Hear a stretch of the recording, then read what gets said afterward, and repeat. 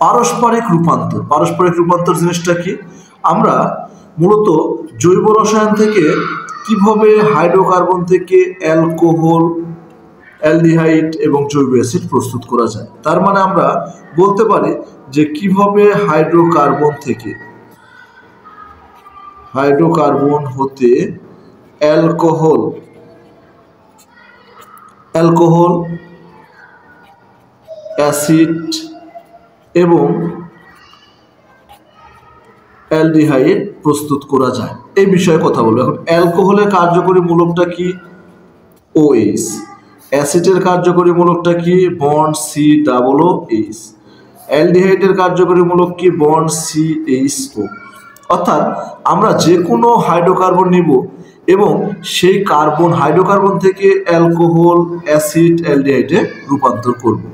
তো আমরা বিক্রিয়াতে ফিরে যাই, কিভাবে এই বিক্রিয়াগুলো সম্পন্ন করা হয়। আমরা প্রথম কথা যদি আমরা অ্যালকেন নিই, যেমন 2 কার্বনে কার্বন কার্বন একক বন্ধন, অর্থাৎ নামের নাম কি দিতে পারি? ইথেন।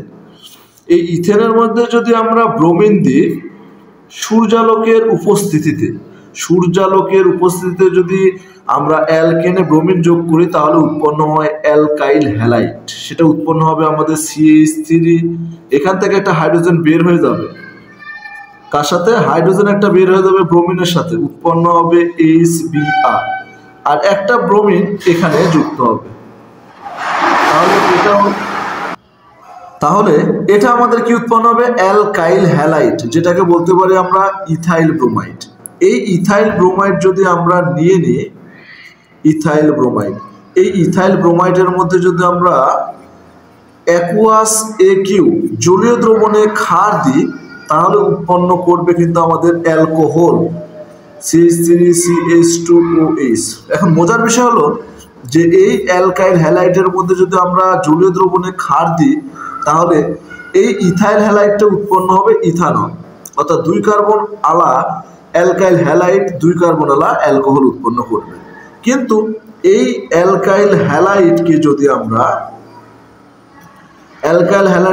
আমরা অ্যালকোহলীয় ক্ষার দিই, অ্যালকোহলীয়, মাথায় রাখবা, যদি ALC থাকে তাহলে উৎপন্ন করবে এটা কিন্তু অ্যালকোহল, উৎপন্ন না হয় উৎপন্ন করবে অ্যালকিন, দ্যাট মিনস ইথিন উৎপন্ন করবে। এই বিষয়টা তোমরা ভালোভাবে নজর দিয়ে রাখো, জৈব রসায়নে পাবা তোমরা। যদি এখানে অ্যালকাইল হ্যালাইডের মধ্যে জলীয় দ্রবণে অর্থাৎ অ্যাকুয়াস সোডিয়াম হাইড্রোক্সাইড থাকে তাহলে উৎপন্ন করে অ্যালকোহল, আর যদি অ্যালকাইল হ্যালাইডের মধ্যে অ্যালকোহলীয় হাইড্রোক্সাইড দেওয়া হয় তাহলে উৎপন্ন হয় অ্যালকিন অর্থাৎ ইথিন। তাহলে আমরা এই বিক্রিয়াতে ফিরে আসি। এটার নাম কি?